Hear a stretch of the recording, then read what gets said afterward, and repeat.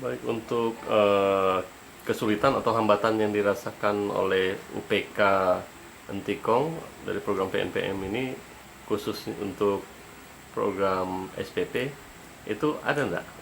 Oh, itu adalah berkaitan dengan apa namanya?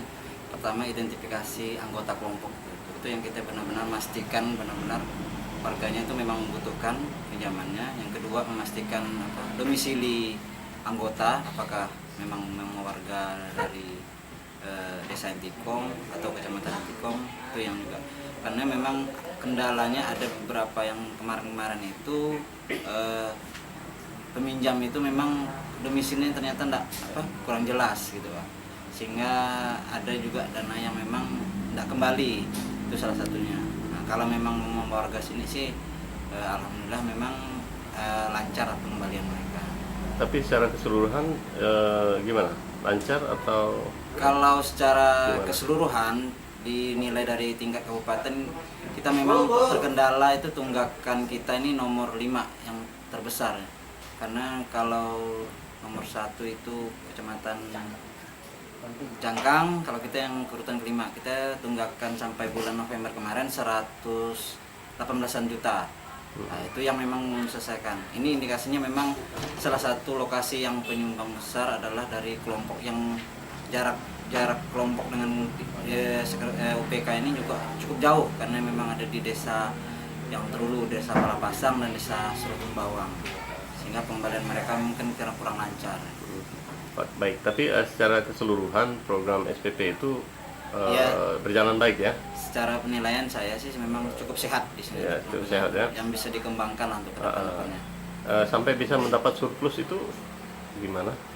Kalau pendapatan surplus ini kan memang perhitungan dari jasa yang mereka pinjamkan. Kita memang menerapkan kemarin hasil forum kesepakatan itu masih 1% bunganya per bulan. Nah, dari sampai dengan kemarin memang kita kalau nggak salah itu kotornya sudah 307 juta itu pendapatan dari jasa bunganya selama dari Januari sampai bulan November. Itu udah 107 juta itu pendapatan dari jasa saja untuk kegiatan SPP. Jadi untuk pinjaman sendiri itu yang beredar atau yang diberikan kepada peminjam itu berapa besar minimal? Kalau untuk Maksimal juga? kalau aturan dulu memang ada perubahan aturan, karena memang pasca Mei kalau salah itu tuh memang perubahan baru. Kita kelompok yang sifatnya kelompok baru itu memang yang belum pernah minjam itu melakukan peminjaman memang hanya maksimal untuk satu orang tuh 1 juta. Nah, atau maksimal untuk satu per kelompok itu kita hitungnya 15 juta, itu aturan baru. Kalau yang kelompoknya berkembang dalam arti ini udah pernah minjam, administrasi juga bagus dan semacam ini, rentang dari 50 sampai dari 0 sampai 50 dari ini 50 sampai 100 juta itu yang berkembang.